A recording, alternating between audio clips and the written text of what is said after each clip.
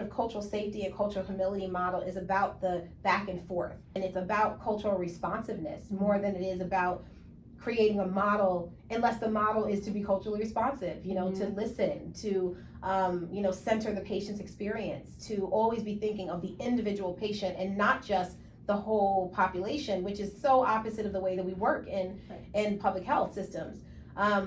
Because it does matter, the individual experience, but find ways to recenter the individual experience. How are you experiencing this moment, and what does it look like for me to create safety and healing and a therapeutic environment for you in this moment? It means that if it's time to push, we're going to have to deal with our system around the fact that this is what happened. This was a labor that progressed. There were 17 people on the floor, and by the time the nurse got in, this is where we were.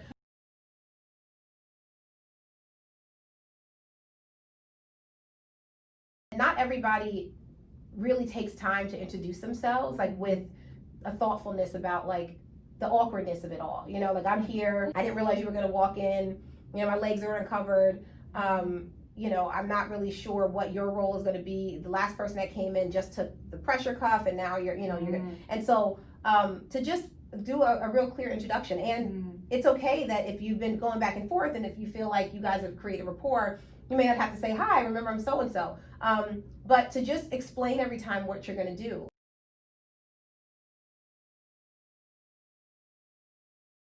I think people see a body and they are focused on the baby, and they forget that there's a person, like the host, right? Yes. And so, and her experience matters, because if she becomes anxious, if she becomes resistant, if she is experiencing trauma through the process of you doing what you feel is medically necessary, that's going to create more harm for the future. And I'm always worried, I think, as a psychologist and working with people sort of on the postpartum side, there's a lot of things that I think people do because they don't remember that this is a person that's going to go home after having these things done, right? And so if you think of, this is the person who's going to be taking care of the baby 3 days from now by themselves, it could matter that they felt like they weren't accosted, that they weren't, attacked, especially if there's some sensitivity with past trauma. And there's a lot of women reporting that they're experiencing, their medical and maternal health experience as traumatic. And that's really not, I know that's not the intention of the providers. One of the things that has come up in the birth world is that people, women, 1 of 6 or 1 of 5 have experienced some form of sexual abuse. And that this interaction with medical providers in this like vulnerable time when you have, unclothed, can trigger some of that for people. And one of the things that women have said makes them feel more comfortable is that they're asked every time they're touched. So it's like, hi, my name is so-and-so, I'm here to do an exam. Do you understand why we're doing the exam? Let them answer. If you go in and they don't have a leg in and they don't have a pause, it feels, even if you're being courteous, that like you're being run through a train. It's like, pause, do you have any questions, But to ask, is it okay that I do this exam? Even though you know that you need to do it, it's still technically their choice whether or not it's done. And I think people forget that, in the medical scene, especially when it's around emergency, when you're in active labor and delivery, it's like we don't have time for all of this niceties. And I've had, when I do trainings, providers say that, like, it's an emergency. Nobody has time for all, it feels like you're gonna have us do things that is gonna make it difficult for us to do our job. I've worked in a lot of very high risk, intense situations, and it only takes a couple seconds to create that kind of rapport where you say, hi, my name is so-and-so, I'm seeing that there were readings that we're having some, sort of like concerning situations happening with the baby. We really need to act, pretty fast. This is what we're thinking we need to do. Are you okay with me checking to see, the level of tension, anxiety, sort of trauma as they're going through the experience of you doing something that they don't know, that they weren't ready for, even if you give them a couple seconds of warning and the sense that they have the option. Most of the time it's an emergency. People are gonna say yes. And if they say, no, I don't think this is right, I want my husband to be here, then you can have somebody have some conversations about, okay, well, where is he? We'll get the nurse to go and identify where he is. In the meantime, finding way, we're worried about the current situation, there may not be enough time for that, but not that I don't care that you want your partner here. And yes, it's very important. Do you want somebody to be here and support until your husband gets here, or your wife gets here, or your mother gets here, to just really be mitigating all of those needs. Well, I think the first thing is that, like, when you're coming into a room, like, even like if you're going into somebody's house, like if you have good sort of like cultural, cross-cultural bedside manner, you're like observing, are the shoes off? You know, is everybody hugging and kissing, or are they shaking hands? You know, like you're just sort of quickly observing, like, what are some of the cues of how did they feel when I walked in? Did it look like they were startled? So maybe I interrupted something. Do they turn attention like they're, you know, waiting for me to say something? Or does it seem like I'm in an inconvenience because maybe there was like an intimate moment happening and the family was talking about something sensitive? And so just having that initial pause and assessment of like, what is the mood in the space, I think is very important, because even though they're in your hospital, right? And a lot of times like medical providers have a sense that this is their environment, right? And so you're coming in under my treatment and I'm here to tell you things. But people are also like, especially in maternal care and reproductive health, this is a personal family scenario for them that they're doing in out of their comfortable home space. And there's some discomfort sometimes there around that. And so then the facilitation that you could do is to create a human experience for them. Like, I know you're in this like artificial environment, in this bed that's not really your bed. You know, we're gonna be talking about all these intimate things in like 5 minutes.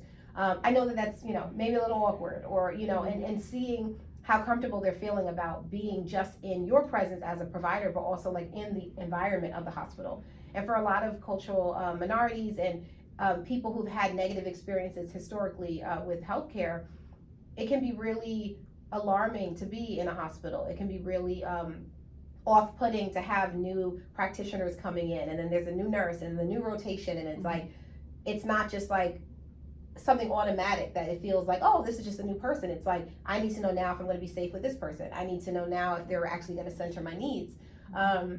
And to be aware that all of that could be happening when you walk in the door, and maybe you have 5 minutes to, you know, have an interaction. Make it as human as possible. You know, give a sense that you are trying to center their experience, even though you have an agenda, and you know, you have to know that you do as a provider. You're trying to assess something very specific. You're trying to make a decision now that could affect the future, and just, you know, bringing them into that as much as possible. But find ways to recenter the individual experience. How are you experiencing this moment, and what does it look like for me to create safety and healing and a therapeutic environment for you in this moment? But I always like to ask people, you know, if you were like, you're coming for assistance, or you've been, you know, here for, you know, help, you know, getting the situation dealt with, but do you already have ideas about what you think would help? Because a lot of times people come into treatment with ideas like, I know I need to do so and so. Maybe they've read it on the internet, maybe they've talked to family. So I always want to know, what are your thoughts about what we should do? And if they don't have any and they're like, I want you to tell me, great. I know that we're starting on like sort of a blank screen, and, you know, I could do psychoed and we can talk about what is needed. But to have the time where you actually assess what their expectations are. Is there anything, you know, specific family-wise and culture-wise that you would have done in a situation like this? Especially if you're working with immigrant populations, and individuals that have given birth or experienced a healthcare system outside of the United States. There are different approaches and ways to do things. And they may have expectations or hopes that there'd be some types of treatment that maybe you weren't considering. And so I think it is very helpful to ask, you know, what are your expectations? Do you have any suggestions for how do you think this should look? And then allow them to offer perspectives. I think particularly around maternal health, because it is such an intimate family situation, and you're going to have the recommendations of grandparents and other, you know, cultural ideas about the way things should be. And one perfect example outside of obstetrics, but similar, is with breastfeeding. You know, some families, you know, they have a legacy of a history of not breastfeeding, and so then the mothers and the aunts and people around the family maybe won't encourage it, and there are maybe some negative biases against breastfeeding from the family. And so, you know, a lot of times people say, oh, well, you know, here we have our recommendations for breastfeeding, and then there'll be some, you know, sort of like guardedness about it, and they say, okay, well, no worries, then you could just do formula. But like, this is also an opportunity to ask questions. So tell me what you believe about this. Like, what are your thoughts about how this is going to impact your life? You know, well, no, it's so much work, and, you know, it's really, you know, kind of, I feel nasty about it, and, you know, I don't know how I'm going to do this in public, and, you know, that's opportunity for education. And it's possible that you sort of pausing and allowing them to hear another perspective can offer them support for the concerns that they have that may actually not be a thing. I mean, a lot of women think, well, I'm gonna have my breast out all the time. You definitely don't have to expose your breast to breastfeed. Like,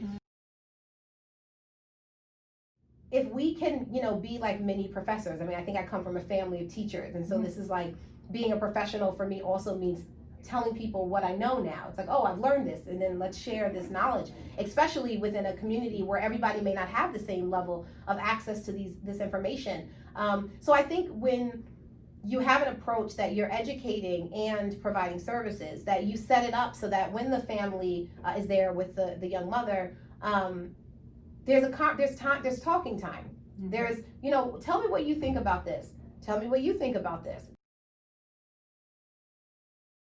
One of the things that really bothers them is that they're having a baby and everybody else wants to make decisions for them. So modeling for the family that you, as the provider who is in a position of power in a lot of those spaces, you're centering their experience. This is her baby. This is her body. I need her to make decisions. I need her to understand, and I need her to feel comfortable. And so I think some of the modeling can be helpful to redirect attention, because a lot of times there'll be a lot of talking between the adult and the doctor, which feels natural to everyone, because the child is used to the parents talking and the doctor's used to talking to adults, and everybody sort of goes along. Pushing back on the side of the patient on their behalf about the family even being involved in decisions, like helping create boundary for the patient, because they have the right to make those decisions.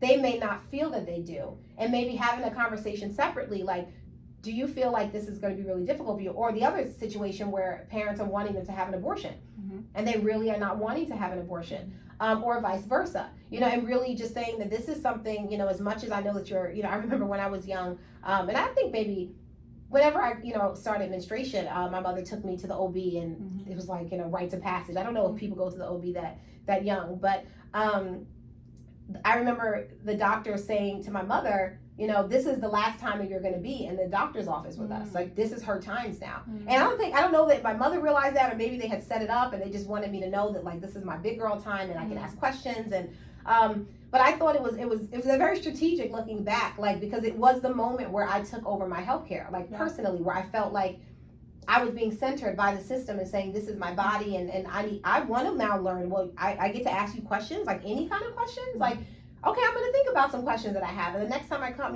so just remembering it's also a developmental stage for young pregnant people at that time.